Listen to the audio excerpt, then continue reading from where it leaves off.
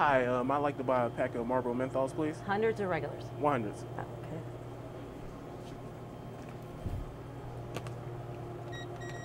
$6.70.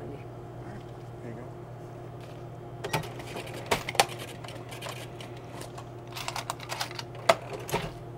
It's $3.30 is your change. All right, thank you. Thank you. Wait a minute, she didn't even ask for his ID. Tobacco retailers and local law enforcement are partners in an important endeavor to keep tobacco out of the hands of our youth. The role of local law enforcement is to make sure the laws are followed and enforced. The role of retailers is to know the laws and make sure none of your employees sells tobacco to anyone under the age of 18. If one of your employees does sell tobacco products to anyone under the age of 18, they will be held responsible for court costs, lawyers' fees, and fines, as well as missing work to attend court, which can be detrimental to your business. Public Act 314 of 1988 prohibits the sale or distribution of tobacco products to minors. It also prohibits the possession of tobacco products to persons under 18 years of age. It requires retailers to post specific signs warning against the sale of tobacco products to minors. Public Act 272 of 1992 prohibits the sale of cigarettes apart from their original packaging. Public Act 271 of 1992 prohibits placement of tobacco vending machines in locations that are open to minors. Law officers are required to make sure these laws are being carried out by our local retailers.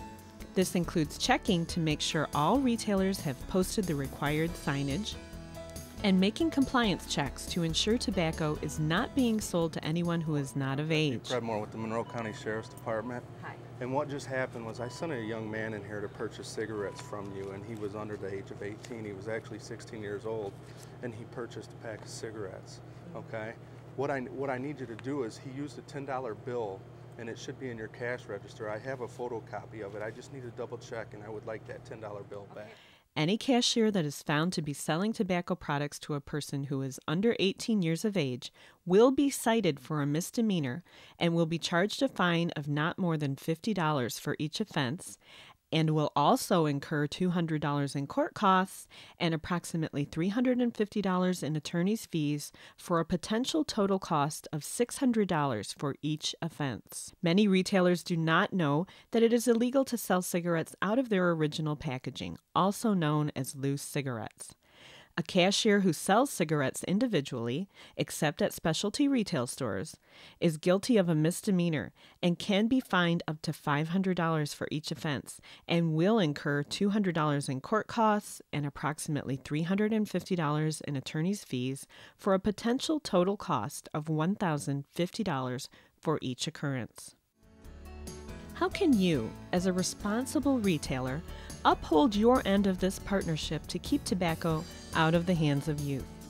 Always follow these steps before selling tobacco products. Ask for ID from anyone who looks younger than the age of 30. Accept only valid, government-issued IDs. Check the age on the ID to confirm the customer is over the age of 18. Ask for IDs. Look for fakes. Look for these clues. Has the ID expired? Does the photo match the person standing in front of you? Does the ID look altered? IDs with holes, glue lines, bumpy surfaces, or other signs of tampering should not be accepted. If you're not sure the ID is valid, refuse the sale anyway. How to calculate their age? Just remember minus 20 plus 2. Write down today's date, subtract 20 from the year, then add 2. If the person's birthday is on or before your answer, it's okay to sell them tobacco. Common mistakes. One of the most common mistakes is not asking for an ID. Don't make a sale until you have asked for and checked the ID of anyone who appears to be younger than age 30, even if it's a friend or a regular customer. Allowing a child to buy cigarettes because they have a note from an adult to purchase cigarettes for them is another common mistake. This is breaking the law. Asking for ID and then not checking the age is also a common mistake. Okay, do you have any ID? No, I don't, sorry. It's for my mom, though. Okay, without any ID, I can't sell it to you.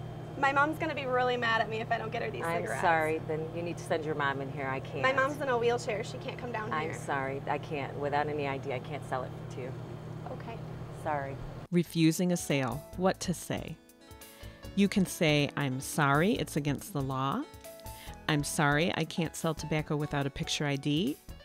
I'm sorry, it's store policy to check IDs. I could be fined if I break the law. Refusing a sale. What to do? After politely refusing the sale, remain calm. If a customer insists or becomes argumentative, contact your supervisor. If the customer takes the product, leaving the money and running away, do not ring up the sale. Treat it as a theft and report the incident. Role playing. It's important to practice refusing a sale. Practice with another clerk or the manager. It's much tougher now because these kids look a little older than they used to, and you know, these kids are looking like they're 18 and they're only really 15, 16. So it is crucial that we check the IDs and double check to make sure that the age is correct and that they are old enough before you allow them to purchase tobacco. If the customer tries to argue with you, or if they do not have their ID, I would turn them away, because you never know, it could be an undercover agent trying to buy tobacco, and that's where you get yourself into trouble. So the best thing is, the rule of thumb is, if they do not have ID, do not allow them to purchase tobacco from you. Make them go and get their ID, and if they don't, well then you don't have to worry about it. Do your part. Stopping tobacco sales to minors depends on commitment and action by the employers and employees. By working together, you can avoid illegal tobacco sales to minors in your store.